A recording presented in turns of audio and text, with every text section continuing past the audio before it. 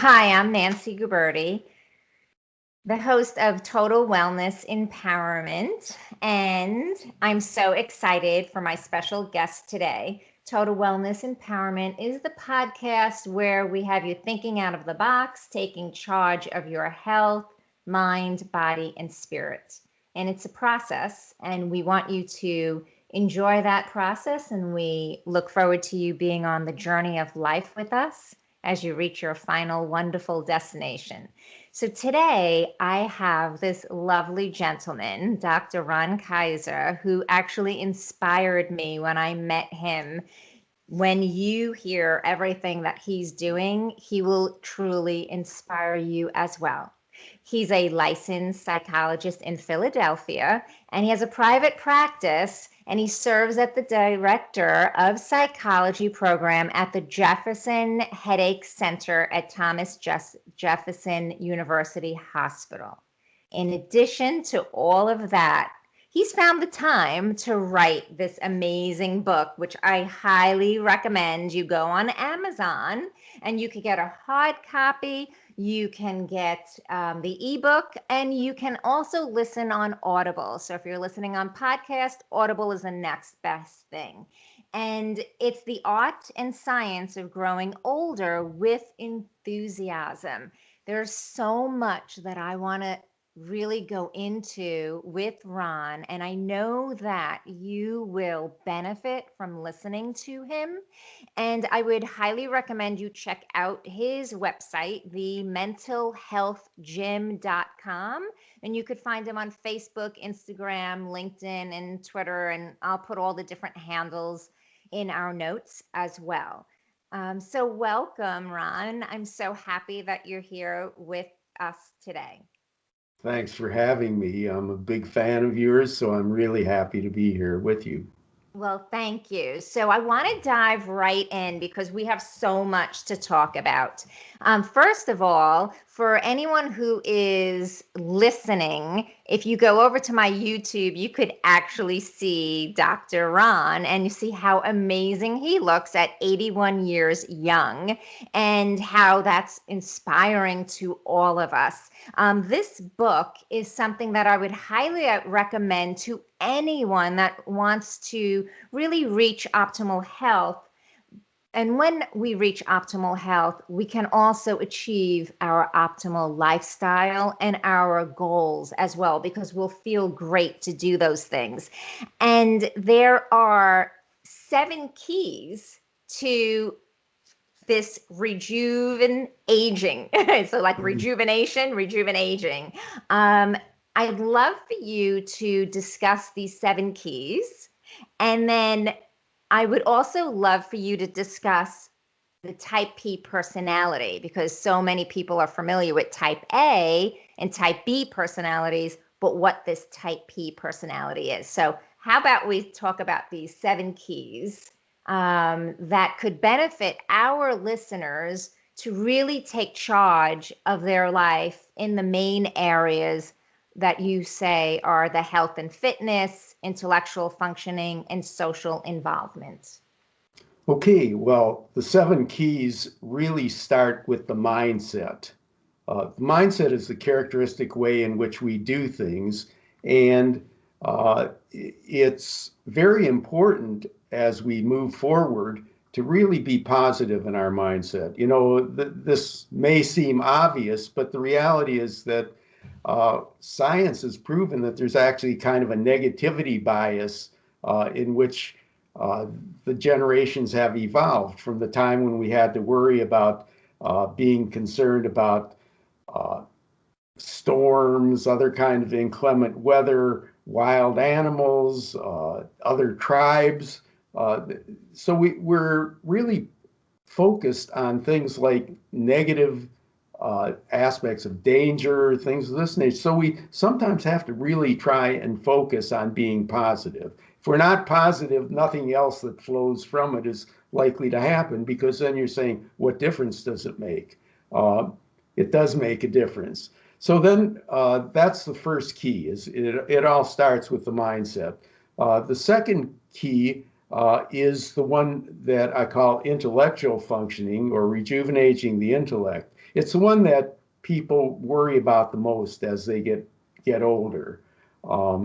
And certainly there's good reason for it, but there tends to be kind of a passive acceptance of the fact, well, it's either going to happen or not. We're either going to get demented, we're going to be able to age appropriately. There's a lot of good science that indicates that if we develop ways of keeping our mind active, that if we don't just settle, then we're going to be able to, in some cases, forestall the aging process, intellectually, in some cases, actually improve. We now know that the brain can actually continue to change.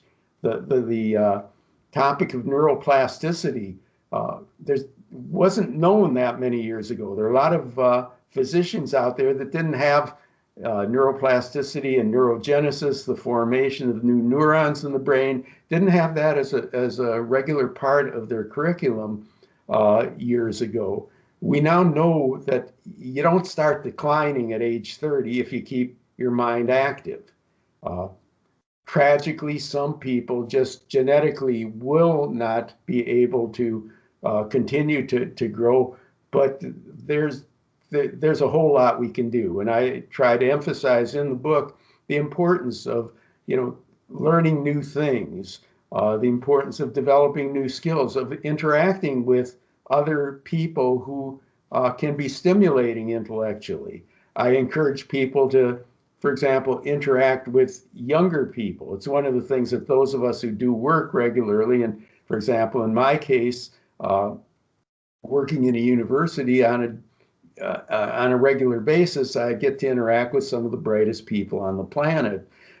So it's a very helpful kind of thing. But wherever you are, seek out other people, seek out younger people as well as bright people from your own generation, so that we can continue to control that thinking process. The third key, I actually was going to move this up, but then my editor told me that too many people think that diet is just real hard to do. You'll turn them off. I think it's actually fairly simple because you're totally in control of what you put into your mouth. So that kind of what you eat is something that you can control, and you can learn to do it differently. I mean, there's all kinds of guidance, including from people like you, as to how to master the art of eating healthy and staying healthy as a result of that. And people don't, there's no time limit or shelf life on when you can change. So you can change. Going along with that is exercise, which is the fourth key. Again, it's really known that exercise not only makes you feel good, but it does make changes in the brain that enable the aging process to proceed more effectively. With diet and exercise, I always tell people you don't have to expect that it's going to be easy. If you haven't done it, there's no logical reason to expect that it'll be easy. But going to college wasn't necessarily easy for most of us. Some of us in the development of our careers, had to endure some difficulties.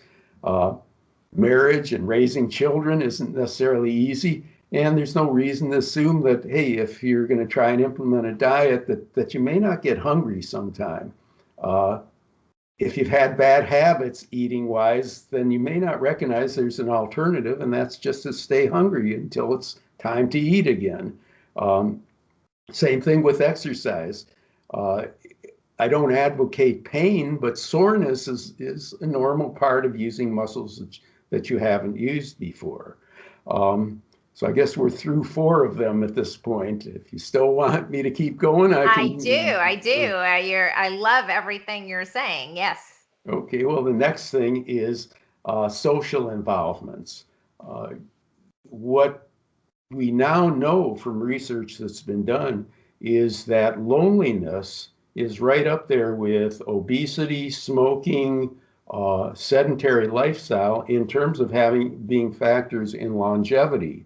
And it's I know there are a lot of us who have been, kind of introverts throughout life, and the social stuff has gotten taken care of, where we interact with some people at work, we interact with some people in the neighborhood, but to actually go out and make the effort is something that's a new skill. And sometimes that, as people get older, that requires really substituting for somebody else, because maybe a spouse has been the social one in the family. If the spouse isn't there or is too ill, then it again, it's a skill. Look at it as a skill. It's not something that comes naturally, but we have to be able to do that. And then a kind of a correlated key, the sixth key, is doing good. We've actually found that doing good for others, volunteering, helping others in the neighborhood, taking on responsibilities that spread the word to others, like what you're doing through your podcast, makes you feel good. It not only helps the person that you're helping or the population that you're helping, but it again makes some positive brain changes and helps you to feel good and really rewarding, so that we can move forward. There's kind of related to that, there's a seventh key that is called taking in the good. Rick Hansen, who is a neuropsychologist, coined this term, and I think it's very important to identify and recognize the good that permeates around us all the time. And it doesn't have to be a big thing. If we can take in the good, if we can appreciate it, let it sink in and really enjoy that. And as I said, it doesn't have to be a big thing. For example, I had a patient the other day who came in and talked about the traffic and getting over the bridge and so on in the office. She coming from New Jersey to Pennsylvania, where I live, and I asked her, how many cars did you pass during the day coming here? She said, hundreds, maybe thousands. I said, how many of them hit you? Said, none. Said, did you find a parking space? But that's a pretty good start for the day. And, you set out to do something and you did it. Again, I live in Philadelphia, and just the notion of taking a walk in our neighborhood around places and thinking that the people who did the Declaration of Independence and Constitution walked here before us. So, I mean, whenever we think too negatively about politics and so on and the way the country is going and the polarizing and things of that nature, sometimes just stopping, taking in the good, the sunshine, the walk, things of that nature help. So these aren't brilliant things. These keys aren't things that nobody has ever mentioned, but what I've tried to do is put it into kind of a guidebook or a plan. There are actually 71 specific behaviors that fit into these various keys. And most people are doing some of them. Probably nobody is doing all of them, and there are probably some that you wouldn't want to do, but I'm thinking that a lot of us can benefit from incorporating some new behaviors in there. Well, I love the fact that you give a blueprint. So you give these steps, and if we look into those steps, I mean, they're brilliant. And you're right. You could be doing some, but I bet not everyone is stringing them all together. And that's where the magic happens. That's where things really click. So when you mention, taking it in and looking at the positive, like what are you grateful for? Lots of people are like, oh yeah, I heard some people write these gratitude journals.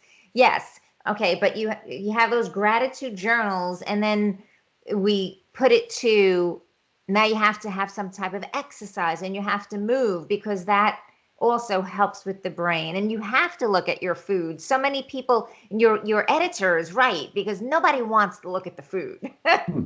They rather talk about anything else, and they would rather jump from one product to another, as opposed to saying, listen, balanced eating is really the healthy way, and keeping it toxic free, because toxins can affect our brain, right? You mentioned so many important things, keeping social. And, you know, being social is so important at any age, not just when you get older, right? You really have to start this for the children. You have to teach them how to have social graces, and that's why there are those play dates. It's great to be involved with community. So if anyone's involved with any type of spiritual, religious community, usually there are a lot of events that happen. But even going to new events, like there are those meetups that have, I met with a client recently who was a retired lawyer, and you could see that he was bored.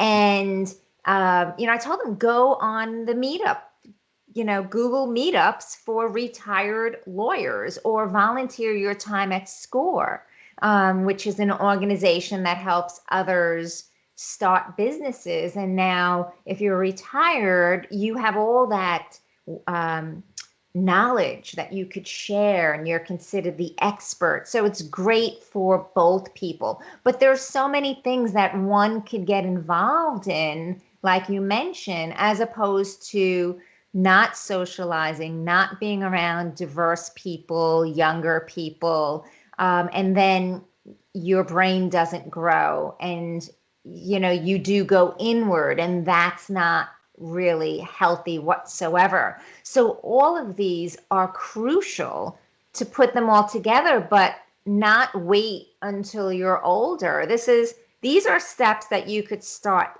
now at any age, Right. really at any age. You mentioned a really important point. I think that there has not been as much research on the brain. And they would always say, like, oh, if a child doesn't develop by 5 years old, they could have special needs for the rest of their life. Like, they didn't realize the brain keeps going and going. And let's not put limitations on that.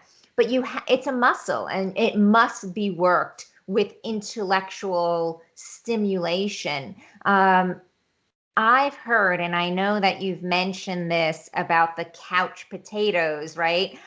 My dad would always say he never wanted to retire, because all his friends who retired ended up dying like a year later, because they just watched TV and they didn't go anywhere.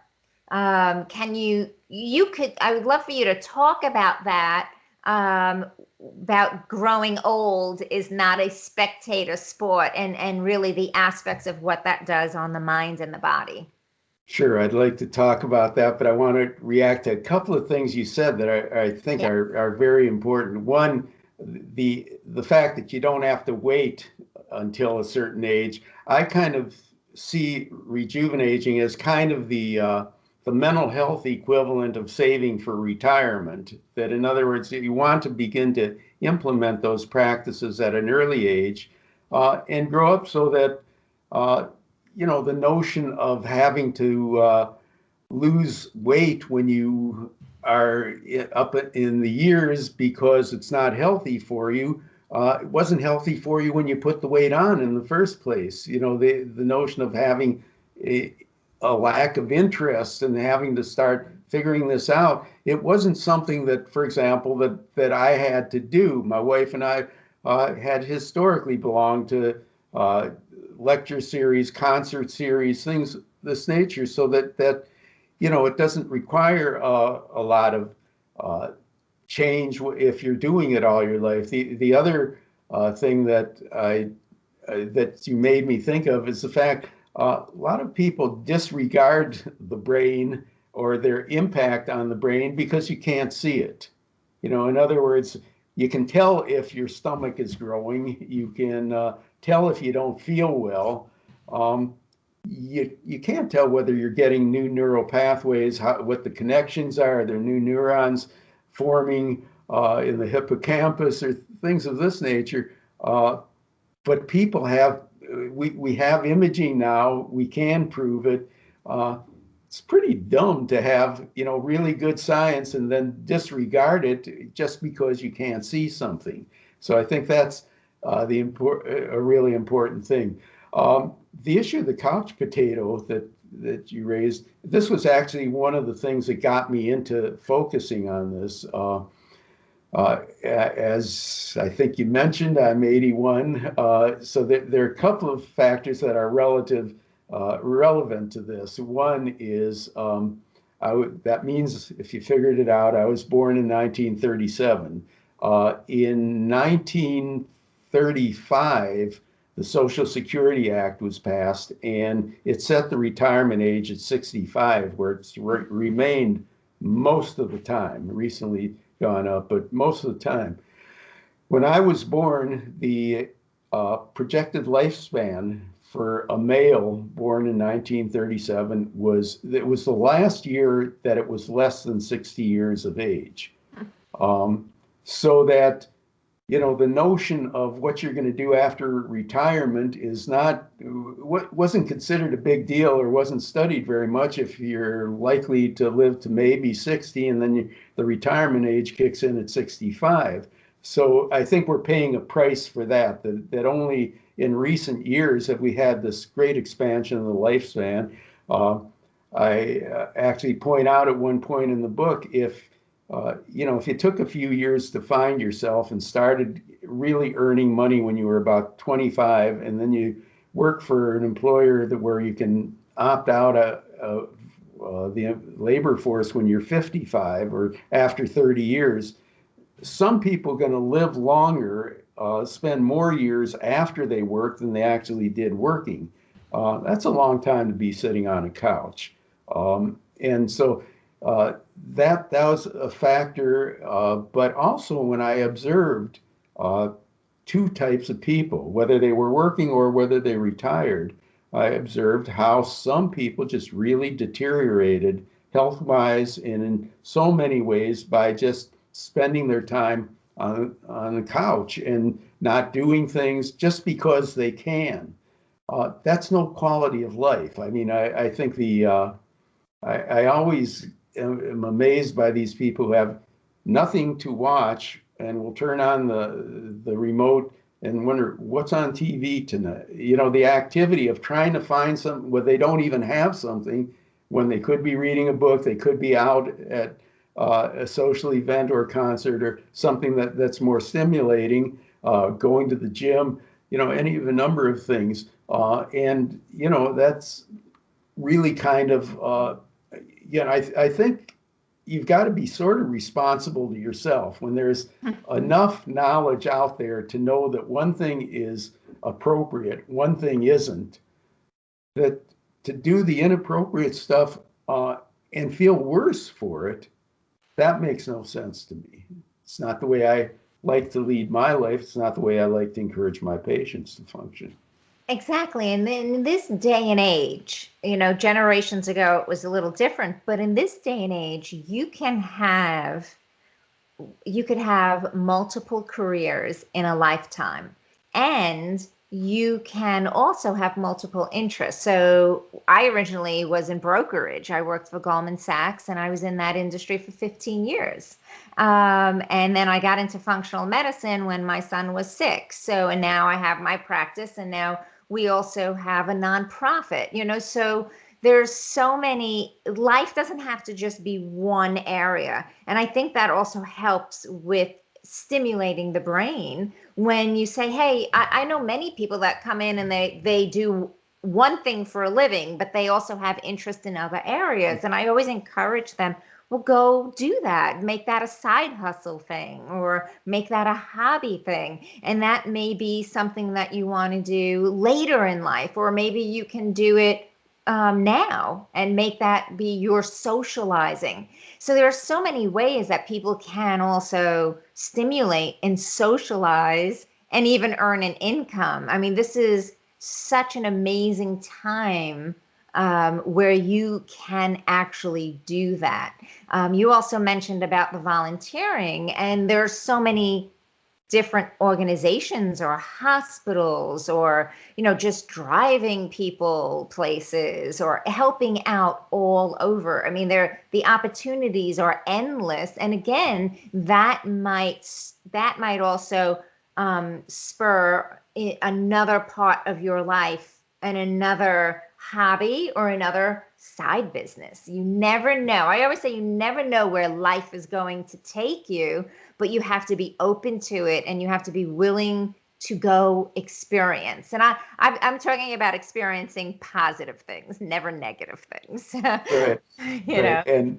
And we haven't mentioned the word depression yet, but it's very hard to be active and involved and be depressed. It's not impossible, but it's pretty hard, and it's the greatest among the greatest antidotes for depression at any age is activity, whether it be exercise, involvement, having people counting on you.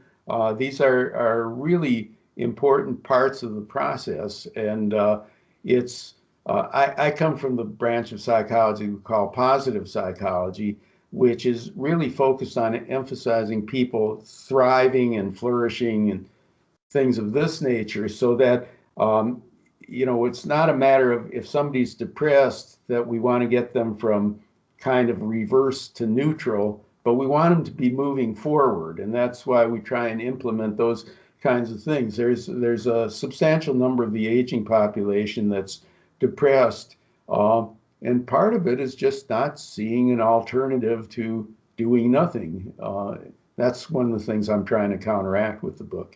Well, you definitely will, and that's why I encourage everyone to get a copy and start implementing these 7 keys and habits now, so it becomes second nature. I mean, you mentioned about, eating and exercise, and I think it's also the mindset of how we view those components. And I always say, listen, you have to go grocery shopping. So if you go and choose something healthy, that's an added benefit. You still have to go, so you still have to pick up food, you have to go cook. It's a part of life. And if you view things that this is a chore, it's going to be negative. If you view it that this is your life, and how you feel your body and your brain is going to impact your success in life, and you could define success any way you want it, it's personal, then you realize that this is a lifestyle, and it's not a chore or a diet or a regimen you don't want to do, or you just have to do for a little bit until you feel better. You want to embrace it every day. I spoke with someone who said when they didn't like to exercise, but then they coupled it with something that they did like, such as listening to audible books or podcasts, and they enjoyed the learning and the listening. So it made the time go by faster, and they didn't focus on the not liking the exercise. So if you could even couple something that you don't like with something you do like, it just could make it even something easier for you to do on a daily basis. Yeah, and there are a lot of habits that you can learn to uh, enhance this process with exercise. If you know that your exercise time, for example, mine generally is after work. So uh, if my gym equipment is set out for me by the time I get home, I either have to put it away or I have to go to the gym. So, that's a simple thing. Same thing with eating. I mean, there are things people don't think about very much. Like in my office, like in a lot of others, sometimes vendors will bring food, donuts, things of that nature. And there was a time when I thought, the availability of it was my cue. If it's available, I better take mine, because if I come back later, somebody else will have eaten it. I've changed that to hunger being my cue. If I'm not hungry, you don't eat it. At home, we've established a thing where there's the dining room is where we eat. We're in an apartment now, so we don't have an eat-in kitchen. But the dining room is where we eat. It means if we're watching TV, that there's not a bowl of snacks or something in front of us. Uh, One of the few things that I kind of like potato chips as a junk food. Try to get the healthier type, but I know that's nothing.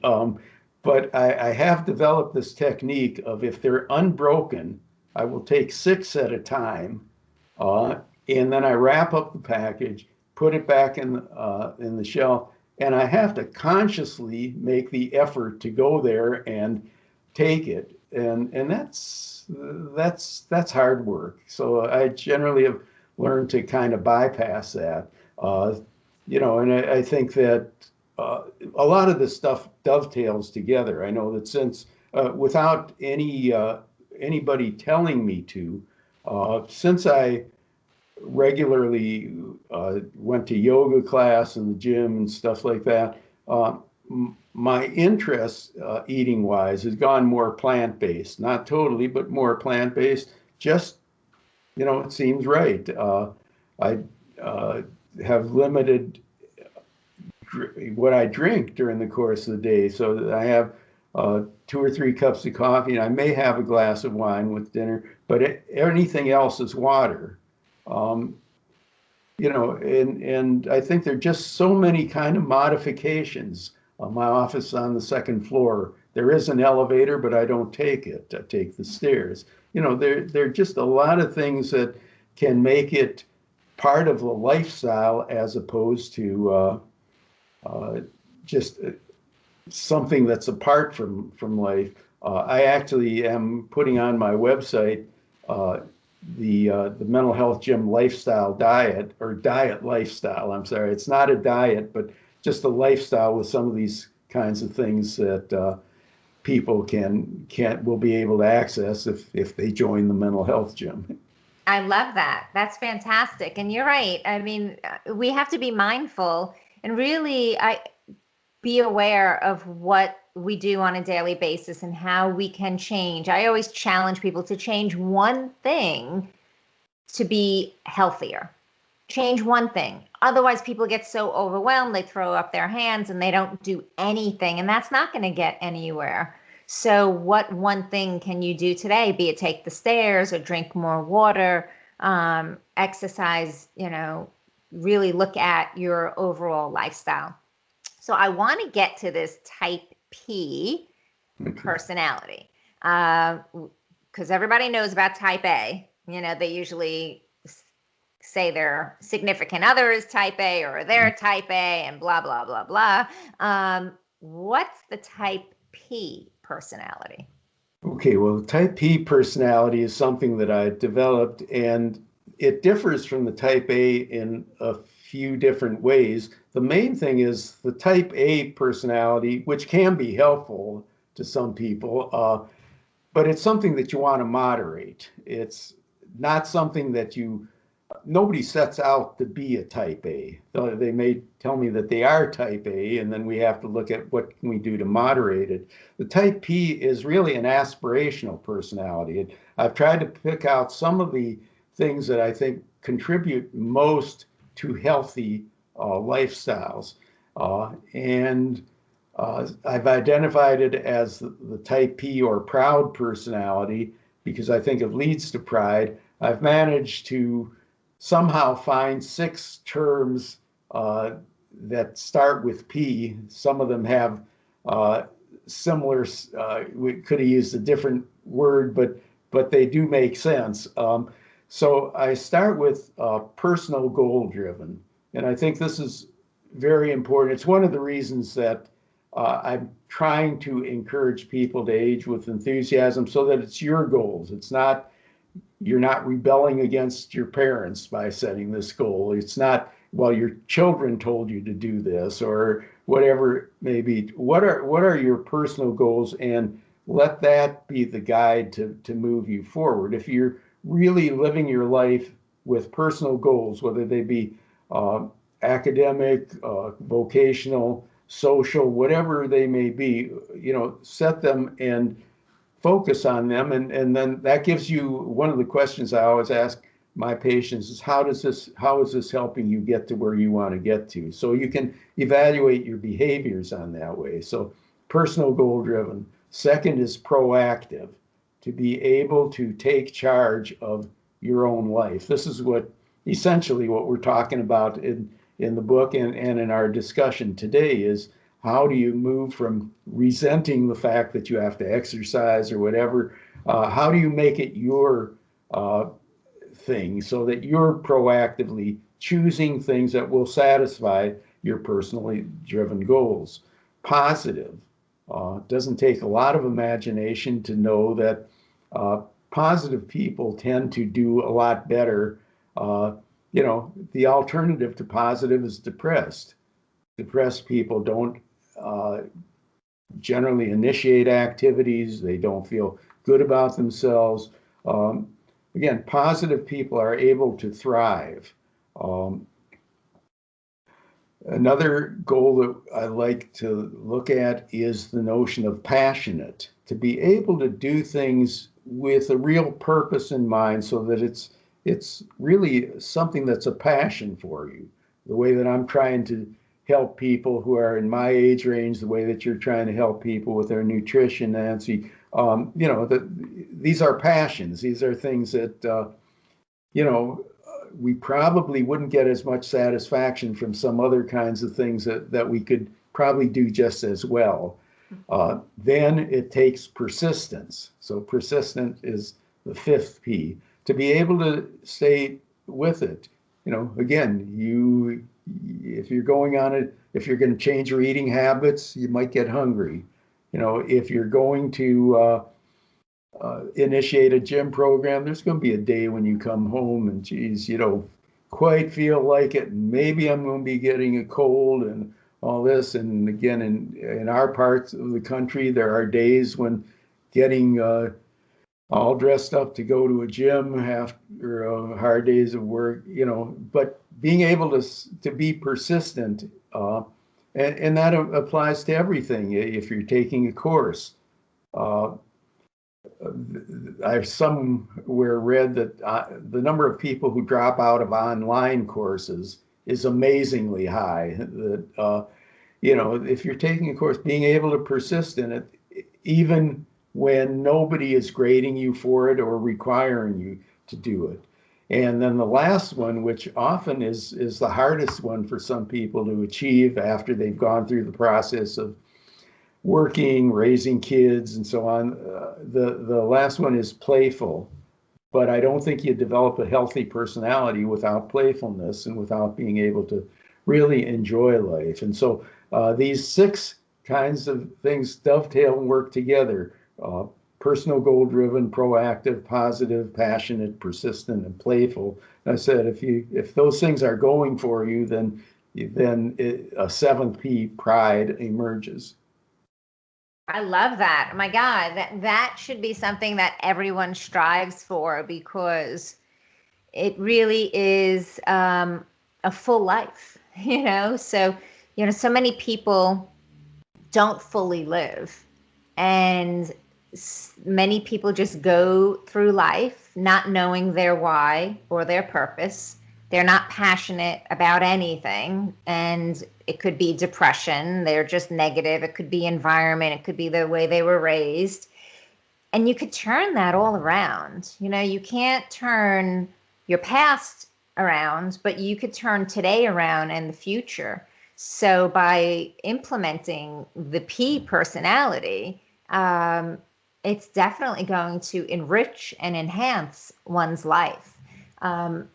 And commitment with your, persistence and everything else. You're right. When people buy books or attend courses, be it online or in person, when you do something, you must commit. You must say, I'm going to see this through, because you want to get the outcome that you bought into the book or, the course or anything, right? So follow it through. And I always say, do you think you're worth it? Do you think you're worth being happy? Do you think you're worth being healthy? I do. I think you're worth it, but you have to think you're worth it. And when people feel that, they will own their life, they will become their best health advocate. And, they will see that their expectations will be exceeded in a positive way. So that's the passion that you have, that I have, that we want people to see this. You are a wealth of information. I'm going to ask you one more question if you have some time, since you work in the headache center, and many people suffer from headaches and migraines, many people. I just wonder how, if they were following your 7 steps, I would believe that you would see vast improvement on these patients. And also, I wonder about their pain levels, and, if they, as opposed to going to over the counter or medications, and sometimes, obviously, I'm not saying don't take,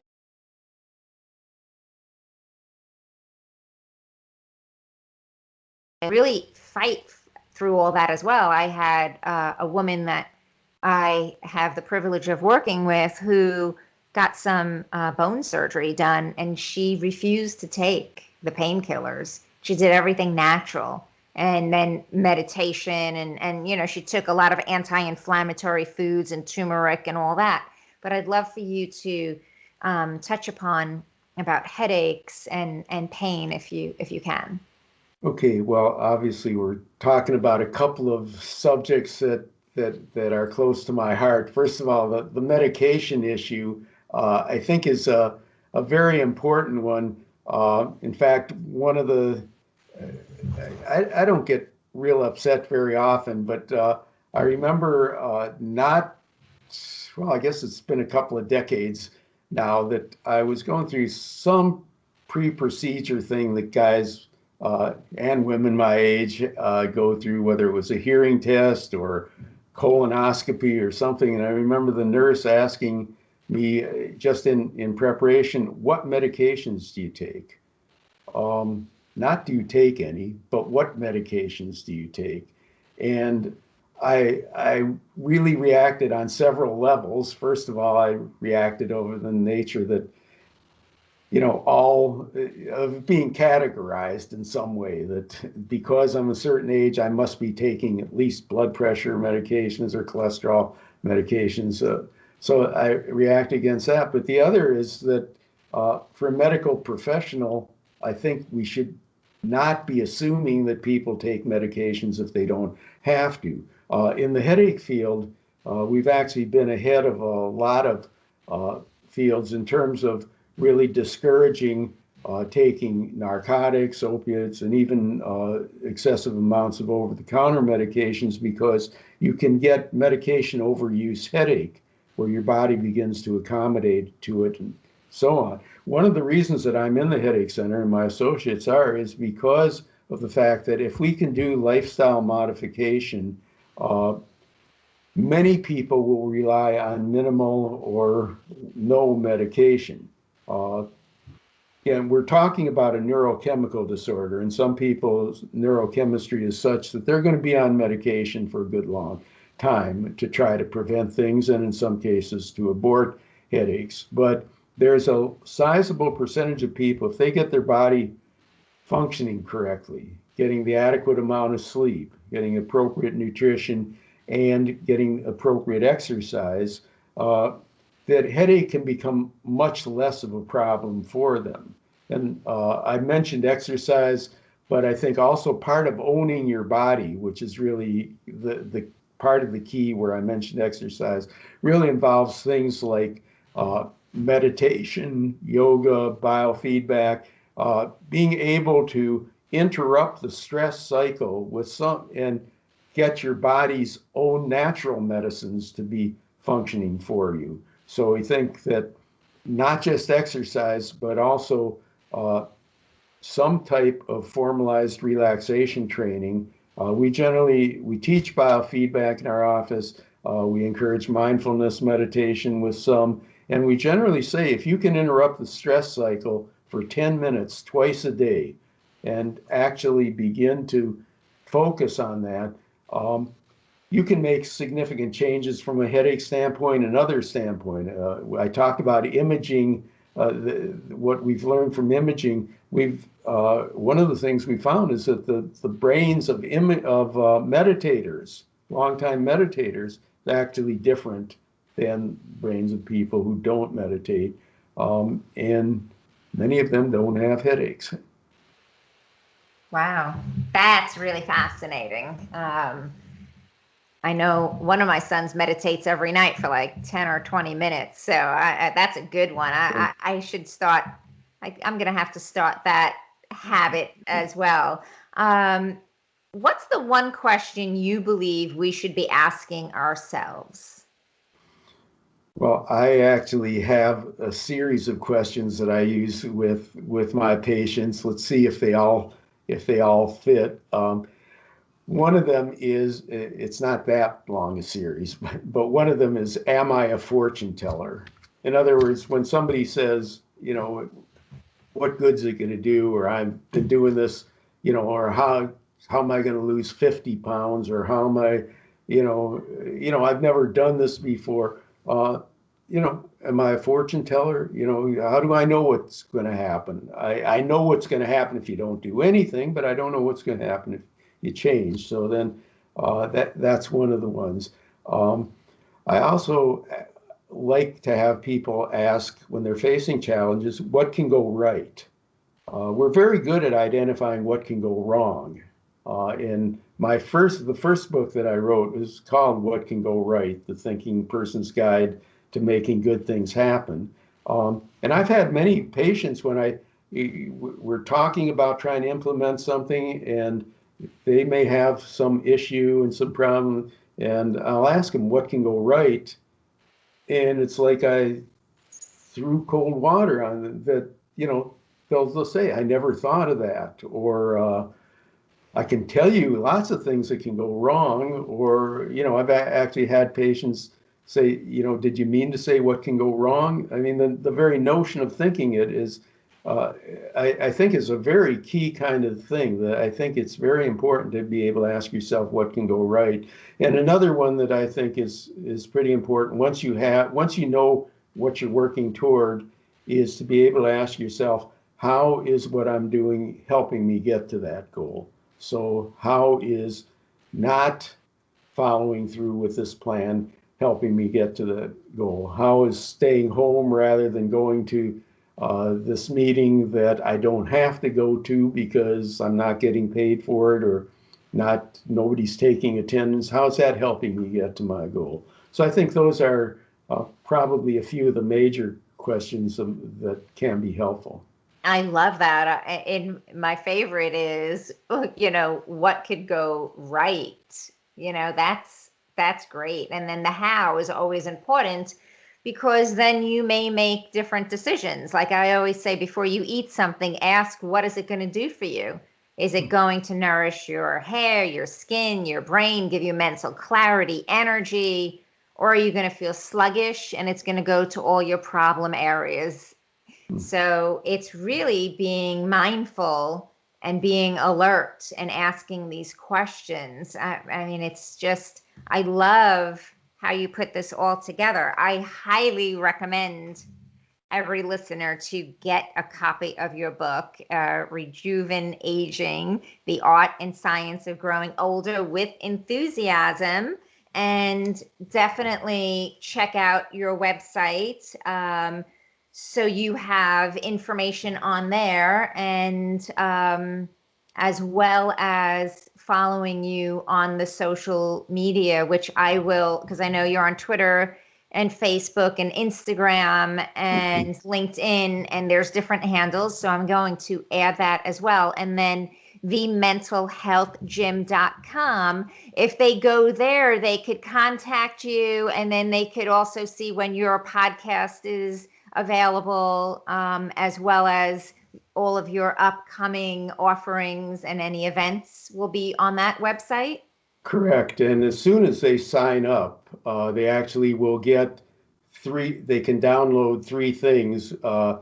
One is what I call an exercise card. It's not necessarily for physical exercise, but it can be used. It's kind of the equivalent of what a trainer would use at a gym to kind of set goals, and then you can indicate what things you're doing to implement them, what are the impediments, and so on. One goes with the type P personality that, what have you done this week that implements each of those kinds of things.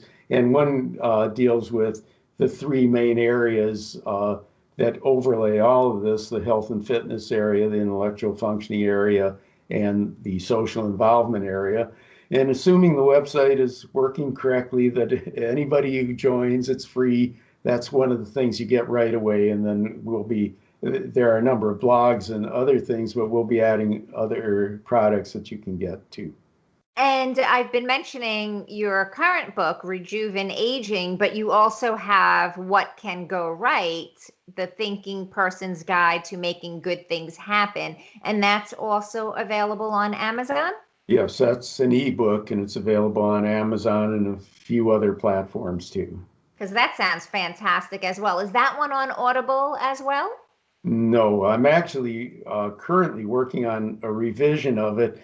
When it was initially done, I think it was like 2011 or something like that. And I remember it's when I was using Lance Armstrong as one of the models for overcoming things, but he's had a few issues. So we're going to change some things there. There's some things that I've added that didn't appear in the first book. So my hope is that it will be out this year, Okay. hopefully sooner rather than later. But despite what I said, sometimes life does interfere with some things. But I'm going to try and not.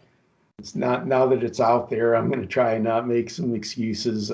I think it realistically will get published this year, and then it'll be in all the formats, printed and ebook and audibles. Well, then I would highly recommend that we start with this book and then go over to the What Can Go Right, because this is going to give the blueprint. And then the What Can Go Right is just going to solidify everything of the 7 keys, as well as when people hit plateaus, or some people do that perhaps after a sickness, even a cold or a flu could derail your best efforts.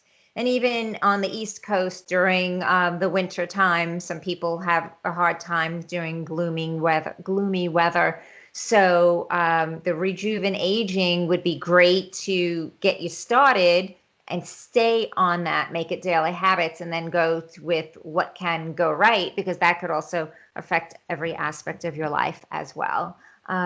It's been a pleasure speaking with you today. And I wanted to know if you had any last thoughts or tidbits that you'd like to share. I think the only thing, Nancy, is something that you had mentioned. There is a difference between being a spectator and a participant. And it's always easy to be a spectator and be self-critical and just, that there's not a lot of problem with being able to do that. You pay the price of admission, and you can be a spectator and do the criticism. It's when you become a spectator at the same time that you're a participant, then you run into trouble. So I really encourage you to get into the participant's mindset, to be active. Activity is always, I think, always better than passivity. Positive is better than negative, and it won't be that hard once you get into that habit. As you've seen and I've seen it, it'd be harder not to do what we're doing than to keep doing it. Exactly. Well, finer words. And this is the book I would highly recommend. And anyone who's listening, go over to Amazon, Rejuven Aging, The Art and Science of Growing Older with Enthusiasm. And please go over to the website and let Dr. Ron know how you're doing with his book. And I'd love to have you on again. We could unpack a lot of things that we discussed, go deeper. And I really do find you an inspiration, and I know that you will empower the people who you come in contact with and who listen to you and read your book. So keep up the great work. Well, thanks very much. It was great talking with you, Nancy. It's always good to be talking to a kindred spirit and someone who's helping to spread the same kind of word that we are. Thank you so much.